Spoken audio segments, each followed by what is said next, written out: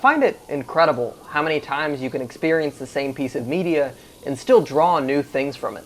Don't get me wrong, the more time that passes and the more rewatches or replays you do, the smaller these details get, but it's almost because they are fewer and farther between, and because you think you know this piece so well, that these little details feel so much bigger. I mentioned it in my last video, but Breath of the Wild isn't just my favorite game of all time, but my favorite piece of media. When I first played it at 13, it had a dramatic impact on how I viewed games. Before Breath of the Wild, I had grown up playing video games. I wasn't big into the heavy hitters just yet. You know, little 10-year-old Bodhi wasn't trying to wrap his head around Big Boss and his several 100,000 war crimes. But you know, I played a good amount. I dabbled in Skylanders. I was known to both mine and craft. I was prone to paper toss on my iPad. I knew what the fuck was up. But there was a definitive understanding that came after playing Breath of the Wild that I just didn't have before. It opened my eyes to what games can be. I was enamored by its world, invested in its story, and deeply attracted to the Great Fairies. This game impacted me more than I can put into words, but I've only ever played through it twice, and I haven't played it since the release of Tears of the Kingdom. So, with my Switch 2 in hand and many hours to kill, I rediscovered what I love about this game and discovered a lot of things that I just hadn't noticed before.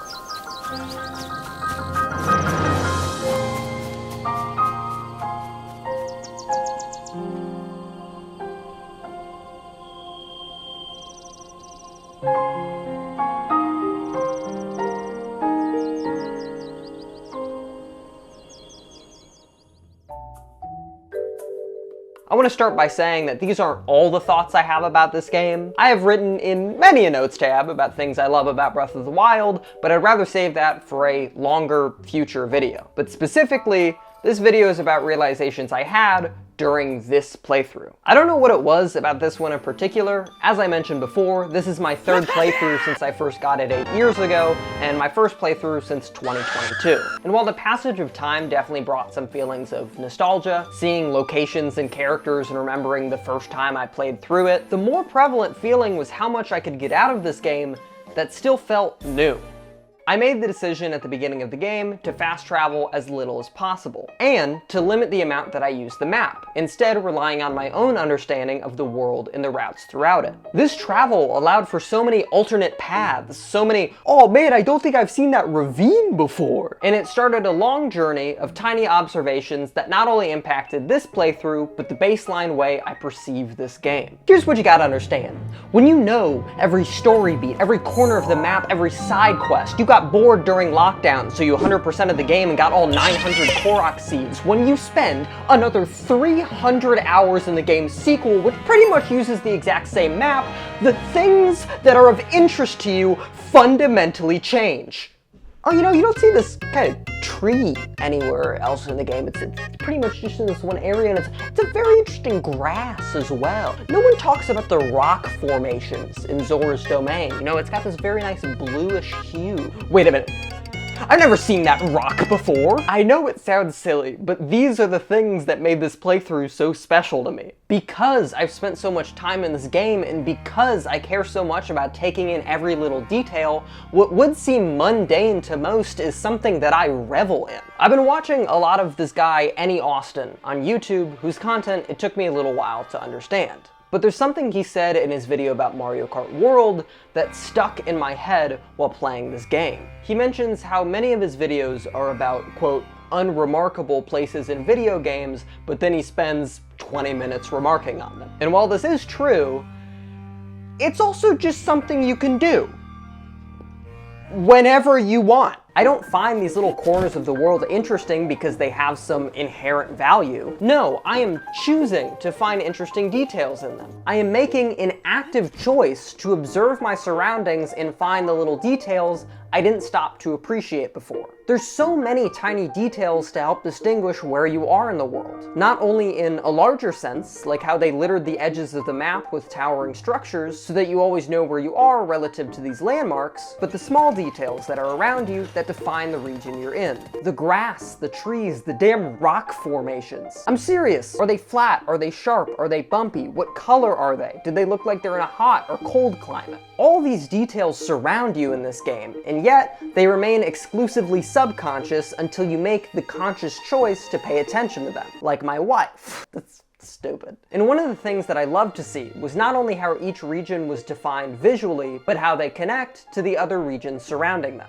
Each region or biome in this game stretches its palms into the next. And it isn't necessarily that this ravine itself is of interest, but how it acts as the divide between two regions and the choices the developers made to marry the two. Nintendo is pretty infamous for not putting any distinction between biomes in their games. Echoes of Wisdom has a wet swampland right next to a towering snowy mountain. Mario Kart World will instantly transition from grassy field to ash-soaked mountain. So it's cool to see all the small natural details that went into connecting the world. And once you understand all these little wrinkles, once you can recognize the different details that define the regions in the map, you can get perfect scores in Hyrule Guesser.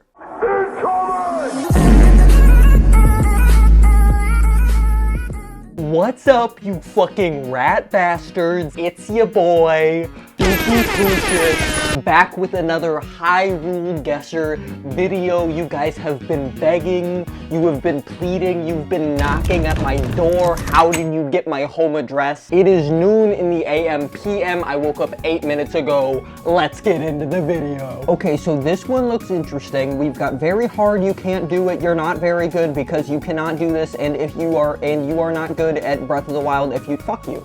Put me on here, put me on here. Oh, so that's gonna be the Elden region. I'm pretty sure they're on top of the right here. They're looking, yep, they're looking east, so we're gonna be right there. Fuck! 50 points. Fuck! We're good, 50 points. What's fucking 50 points? Okay. Real close to that, we're gonna be over here, Skull Lake. I'm gonna guess this one right here. Fuck! Oh, easy, come on. They can't even be fucking doing this to me. They don't know who I am. They don't know where I've been. They don't know who my dad is. Last one. Come on. We're back in the Typhlo ruins. Same shrine right over there. We're gonna be, bada bing, bada boom. Fuck. Now, obviously, I care a lot about the exploration in this game. If there's one thing that keeps me coming back to Breath of the Wild, it's the big, beautiful world. Or as we in the biz call, a BBW. But the world and exploration weren't the only things I took note of in this playthrough. I felt myself connecting to a lot more of the gameplay systems that I really just hadn't before. In particular, difficulty and stealth.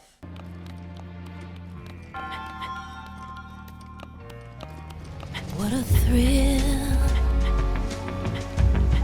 With darkness and sun. I chose to play this in Master Mode again because I'm fucking cool and awesome. And while I definitely got my ass kicked the first few hours, I was so genuinely happy with my decision. Playing this game for so long, I got used to having a full inventory of crazy weapons, so used to having max health and fully upgraded armor, so used to skipping over most fights with enemies because they didn't have good enough weapons to sacrifice mine for, that I forgot how fun this game is. The early moments of this game challenge you. You have no items, all the enemies are a level above what they should be, you've got like 1 rupee, you broke as hell, and yet this is exactly what I needed. It rewired my brain, forced me to stop asking myself, hey, why can't I just charge in and kill them in 3 hits, and start asking myself, why the fuck did you charge in and try and kill them in 3 hits? You know you can't do that right now! It had been so long since I actually had to think about how to tackle a given fight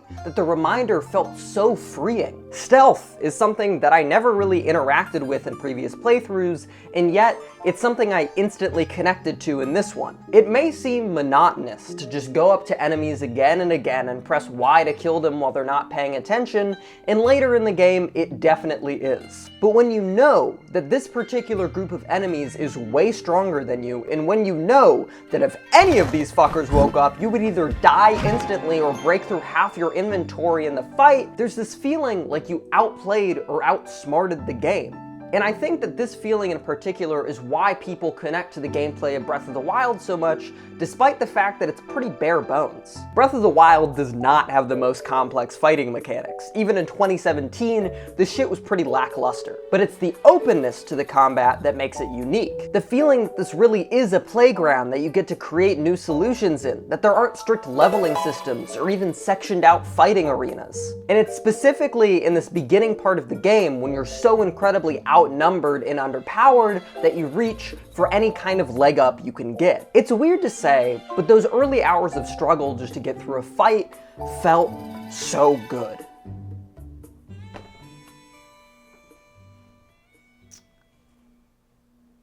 You guys want to talk about sound design? I recently played this on the Switch 2 with the updated graphics, but to be honest with you, the main technical aspect this upgrade made me pay attention to wasn't the resolution or textures, but the sound. This is a game that is worthwhile to play with a good-ass pair of headphones. I got this pair of Sony XM4s about a year ago, and plugging them into my Switch completely changed the way I experienced this game. That is a hyperbole, but I'm gonna act like it's not. It's not just the calming environment and weather sounds, or even the intricate music that defines your journey, but the detail of these sounds that draws my attention. Link's satisfying footsteps and how the sound changes based on your terrain.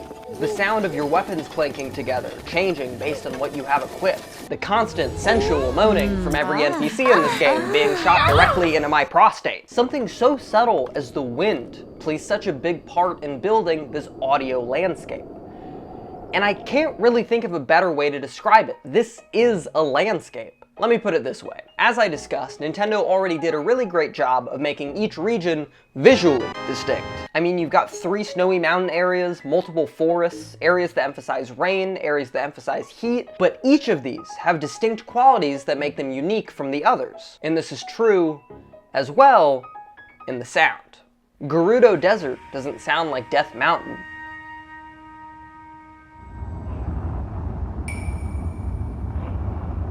The Hebra snowfields don't sound like the forests in Faron. And whether the sound effects are passive, like wind or environmental noises, or active, like animal noises or horny NPCs, they all help to build a stronger argument for why you should believe this is a real place. And yes, sometimes they have their pitfalls in creating this sense of reality. You know, like the Faron region, which has rich, lush forests, plays monkey noises. Even though there are no monkeys in this game. Nintendo, do not fucking play with me. I will find the Zelda monkeys. All in all, each region has a distinct sound that I challenge you to pay attention to the next time you play. And on a final note, there's a lot of small songs or themes that I just hadn't really paid attention to before. The music that plays when you're next to a shrine, which apparently changes based on what that shrine is near.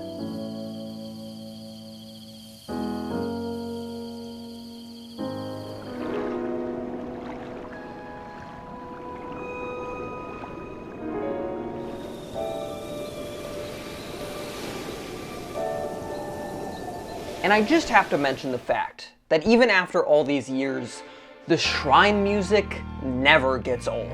There's something so incredibly calming about this music. It captures the mystery and age of the Sheikah technology while also complementing the contemplation going on in many of the puzzle shrines. It's perfect. For how familiar I've become with this game's sound, exploring, going to towns, watching video essays that use the Breath of the Wild soundtrack for all 2.5 hours, it feels so incredible to stumble upon something that really feels new. And that's the recurring feeling I've had with this game. The idea that even after so many years, even after 3 playthroughs, a sequel, and all the extra content I could get my hands on, I'm still able to discover new things. Now, do these discoveries get so minuscule as, holy shit, this grass is a different color? Absolutely. But to me, it doesn't matter about the size of the discovery, but the fact that I've been playing this game since I was 13. And as a 20-year-old, it still makes me feel like a little kid when I discover something completely new.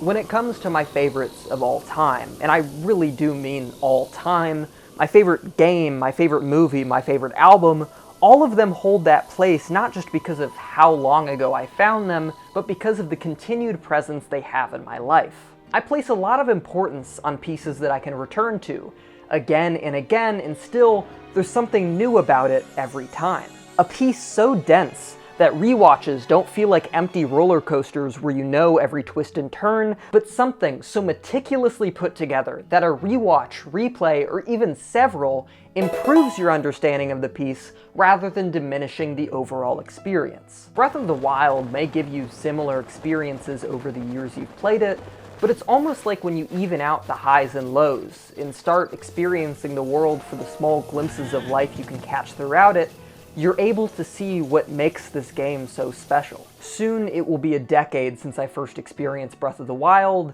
and while I may not have a perfect recollection of those beginning experiences of adventure and triumph, these memories instead have been overtaken by a peaceful third place, in which the world itself invites you and excites you to discover more. Before playing Breath of the Wild, I was worried that Tears of the Kingdom and the many other open-ended, open-world games that have come out since then would impact the experience I had with this one. But to quote a really great YouTube channel, Girlfriend Reviews, in their video on Final Fantasy VII, they said, Final Fantasy VII is one of my boyfriend's favorite pieces of media. Not because of how it compares to other games in his library, but because of how it compares to other events in his life.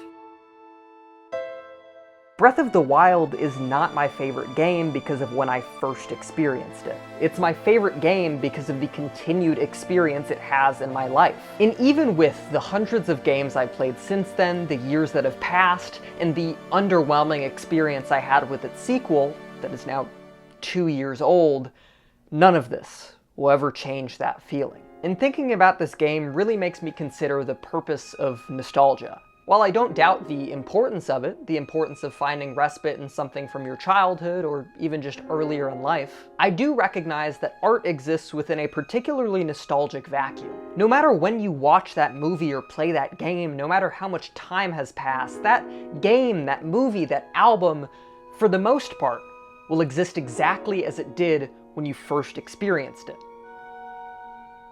But you will not. The circumstances you experience it in will not. And I find that to be incredible. It's because this game hasn't changed, because it exists almost exactly as it did when I first experienced it, that it's able to highlight the change that has happened within myself. Returning to Breath of the Wild felt a lot like going back home now that I've been moved out for a few years. There is a comfort in the familiarity of home, but also this uncomfortable feeling of change. Eventually, you have to realize that the person you were when you lived there doesn't exist anymore. The person who first experienced that game is unrecognizable to who you are today. But that's okay. There are always new experiences to be had. There's always a new discovery just around the corner. You just have to be patient enough to find it. I'm not the little kid hiding under the covers while finishing my first Divine Beast at an overnight field trip. I'm not the senior in high school patiently waiting for Tears of the Kingdom to release the week of my graduation. Hell, I'm not even the 20-year-old who bought a Switch 2 day one, booted up Tears of the Kingdom for 10 minutes, then went to bed because it turns out midnight releases make you sleepy. But throughout all these changes, all these years, this game has had a consistent place in my life, been a consistent part of my life. Change comes and goes before you even realize anything happened, and although we can't time travel, we can't relive the past, these pieces of art serve as a constant reminder of who we were when we first experienced them. And as we continue to change, continue to grow, the further we get away from that first experience of that game, that movie, that show, that album, that song, the more we can learn from it. My favorite game didn't change. I did.